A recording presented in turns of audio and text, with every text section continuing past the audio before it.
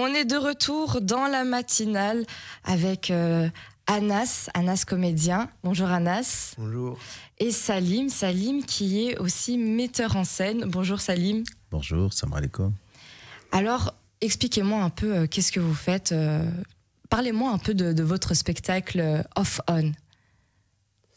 Alors, qu'est-ce que je peux dire sur Off On? Off On, c'est un spectacle qui se joue depuis janvier et qui a comme deuil, du coup, la santé mentale et la relation au public et au deuil. En gros, j'explique vite fait. Donc, j'ai perdu ma mère, Allah yarhamha, quand j'avais 4 ans.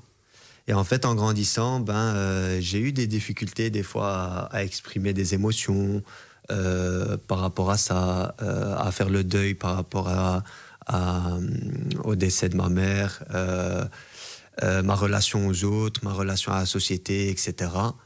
Et Off On va du coup remettre en question un peu ce côté de deuil. Est-ce que c'est tabou ? Comment est-ce qu'on gère ses émotions? Est-ce qu'on doit les cacher? En tant qu'homme, est-ce qu'on peut en parler? Etc., etc.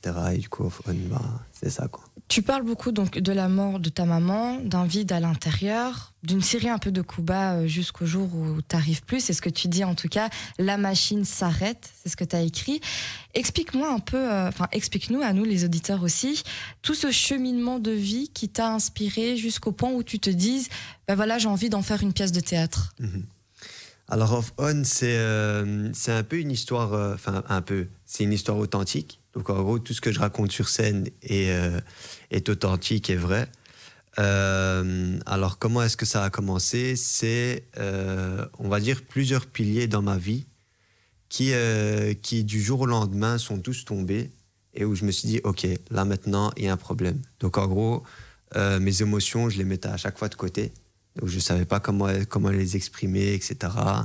Et que ça soit à l'école, dans mes relations aux autres, mes relations amoureuses, mais aussi dans mes passions, mes activités, mes amitiés, etc. Du jour au lendemain, j'ai eu une sorte de blocage et où je me suis dit, ok, Enes, il est où d'où vient le problème? Et il y a une année où j'ai du coup été au Maroc, parce que ma mère, elle est enterrée au Maroc, et j'avais l'habitude de lui parler. Donc quand j'arrivais au cimetière, je lui parlais et elle me répondait, etc. Enfin, je l'entendais. Et cette année-là, je l'entendais plus. Et je me suis dit, ok, du coup, tous mes piliers sont en train de tomber, et en plus de ça, j'entends plus ma mère me parler. Et je me dis, ok, là, il y a vraiment un problème, faut que je fasse quelque chose. Et je reviens en Belgique et je décide d'aller voir une psychologue.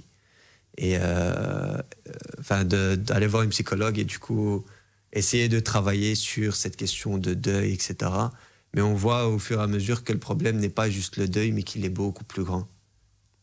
Je sais pas si Salim, tu veux rajouter quelque chose là-dessus. Donc, Anas est chez Ras Hanout depuis 2018, mais donc moi je connaissais pas son histoire et donc il est arrivé chez moi, c'était pendant le Covid, il est arrivé chez moi un jour en disant Salim, j'ai envie de faire une pièce de théâtre. Et alors j'ai dit, de quoi t'as envie de parler? Il me dit, ouais, j'ai envie de parler de ça. Je dis, mais pourquoi t'as envie de parler de ça? Ouais, parce que les gens, etc. et tout.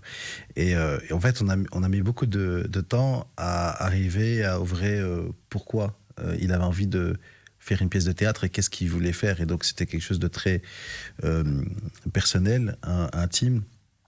Et voilà, et sa démarche m'a intéressé parce que c'est une démarche courageuse, une démarche où on se confronte un peu il fait face, en fait, à ses difficultés. Et le théâtre, être entre thérapie et spectacle. Cette pièce de théâtre est entre thérapie et spectacle. Et ensuite, tout ce cheminement qu'a eu Anas ces dernières années pour arriver à accepter aussi peut-être des choses qu'il ne voulait pas accepter. La pièce parle justement de santé mentale, de son importance. Est-ce que ça a été dur de mettre ça en scène? Voilà, c'est un peu une sorte de journal intime où tu te montres au public. Est-ce que, en tant que metteur en scène, en tant que comédien, ça a été dur de traiter ce sujet-là? Ça a été très dur.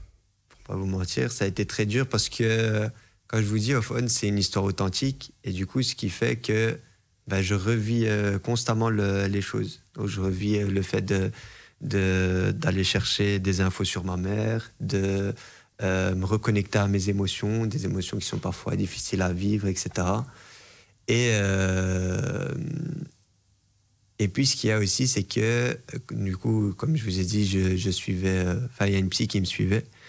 Et c'était marrant parce que dans le processus de travail, j'ai dû à un moment donné retourner chez ma psy pour lui redemander les notes qu'elle avait notées pendant des années. Et ça m'a fait rire parce que je voyais un peu ça comme une sorte de journal intime. Donc elle notait à ma place et je me voyais, ah ouais, à cette date-là, j'étais comme ça, mais maintenant je suis plus dans cet état d'esprit. Et ah ouais, et cette émotion-là, elle m'a fait hyper mal, et ci, et ça, et ça. Et du coup, dans le processus d'écriture, en prenant du recul, genre je suis vraiment content du travail, mais ça n'a pas été tous les jours facile en vrai. Ça a été plus un challenge, une sorte de... Elle est un moyen justement d'exprimer tes émotions, parce que tu disais justement que tu avais eu un blocage par rapport à ça. Est-ce que le théâtre t'a permis de te libérer un peu plus, non pas te soigner, mais est-ce que ça a permis un peu de te guérir un peu quand même? Je dirais que la pièce de théâtre fait partie un peu de mon deuil. Donc le deuil, pour moi, c'est pas spécialement d'accepter que la personne soit plus là, mais d'accepter du coup sa tristesse. Donc accepter que, ok, la personne, elle fait plus partie de ma vie, mais elle est encore présente, que ça soit dans ma personnalité, dans comment est-ce que je réagis par rapport à d'autres choses, etc. Et qu'est-ce que je voulais dire par rapport à ça? Ouais, j'ai perdu l'idée. Mais par rapport à ce sujet-là, voilà, on sait que c'est un sujet assez douloureux, le deuil, surtout quand on perd un parent. À quel moment tu t'es dit, j'ai envie d'en faire une pièce? J'ai envie Voilà, par exemple, tu dis comme quoi tu as été chez un psychologue, que tu as essayé de trouver un moyen pour exprimer tes émotions. À quel moment tu t'es dit, de mon histoire, je vais en faire une pièce de théâtre? Et d'ailleurs aussi, Salim, je te relance un peu la balle pour savoir, toi, quelle était ta réaction justement quand il est venu t'en parler? Est-ce que pour toi, tu t'es trouvé un peu mal à l'aise, ou tu t'es dit, ok, c'est un sujet sensible, on va devoir mettre ça en scène? Comment ça s'est aussi passé? Il est pas venu avec l'idée, je vais faire une pièce sur... le deuil, parce qu'en fait, il avait envie de parler de tous les sujets sauf celui-là. Et ça fait partie aussi de la démarche du processus dans lequel on est dans un déni. On cherche des échappatoires, on veut parler des gens et des émotions en général, mais plus concrètement, il y a faire face à son émotion. Et donc, c'était pas l'intention de départ, mais au fur et à mesure qu'on a creusé, en fait, c'était le blocage. Et c'est de ça de cette pièce parle, c'est vraiment faire face. Et puis, on a fait une écriture qui est plus une composition, c'est-à-dire que vraiment, comme disait Anas, c'est une pièce authentique. 90-95% des mots sont sortis de la bouche d'Anas à un moment donné, mais pas comme style, ok, je vais écrire maintenant, mais c'est plus beaucoup de conversations qu'on a eues. Avec le groupe, avec Yasmina et Mehdi, puis ensuite il y a Zenel et Martha qui nous ont rejoints aussi, beaucoup d'échanges en fait sur le sujet, avec des partages d'expériences personnelles. Et donc cette écriture aussi, l'idée c'est apporter à travers cette pièce aussi un chemin d'espoir. C'est pas juste se lamenter. Il y a vraiment un courage et une résilience qui se dessine à travers cette pièce, et jouer cette pièce, ça lui fait du bien.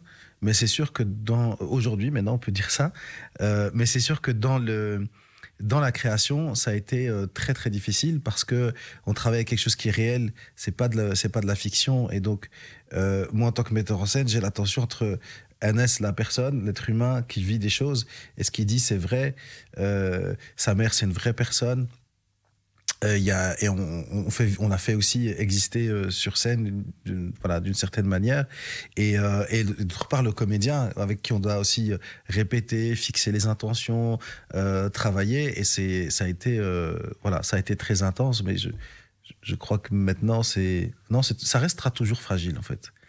ça restera toujours fragile. Je sais pas. Et d'ailleurs, toi, Anas, est-ce que voilà, ça t'a permis justement de faire transmettre un message peut-être aussi? Est-ce que ça t'a permis d'aller là où tu souhaitais aller?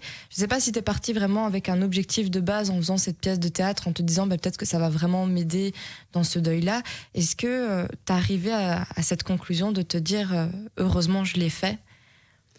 Comme a dit Salim tout à l'heure, de base, moi je voulais juste faire du théâtre. Et c'était pas ce sujet-là qu'on allait aborder. Et au fur et à mesure, on est arrivé à ce sujet-là. Et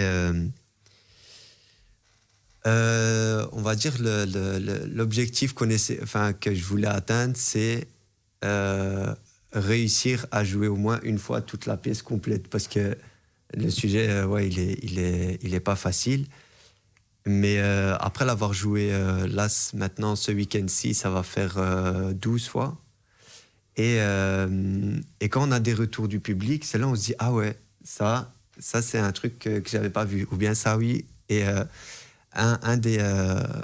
un spectateur était venu et m'avait dit « Enes, grâce à cette pièce, tu permets aux gens de se rappeler de quelle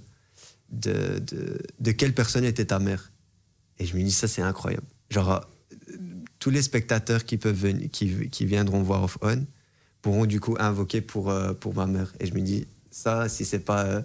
genre, je le fais pas juste pour moi, mais je le fais aussi du coup pour ma mère. Et je me dis, ça c'est l'objectif ultime, je pense. Et c'est un très très bel objectif. D'ailleurs, dites-nous un peu les dates de ce spectacle, où on peut vous retrouver.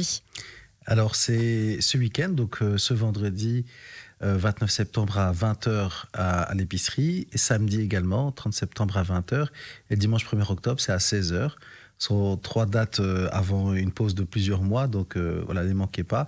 Et ça se passe à l'épicerie, donc à Molenbeek, aux rue du Ruisseau, numéro 17-19. Et pour réserver, vous allez simplement sur rashanet.be. Si vous êtes sur un site internet où il y a une épice à vendre, c'est peut-être Borosa, mais c'est pas nous. Mais nous, c'est rashanet.be. Et voilà, vous trouvez le spectacle. Et donc voilà, on espère vous voir nombreux ce week-end. Merci beaucoup en tout cas Anas, merci beaucoup Salim d'avoir partagé justement cette pièce de théâtre qui, j'en doute pas, est très très belle. Préparez vos mouchoirs.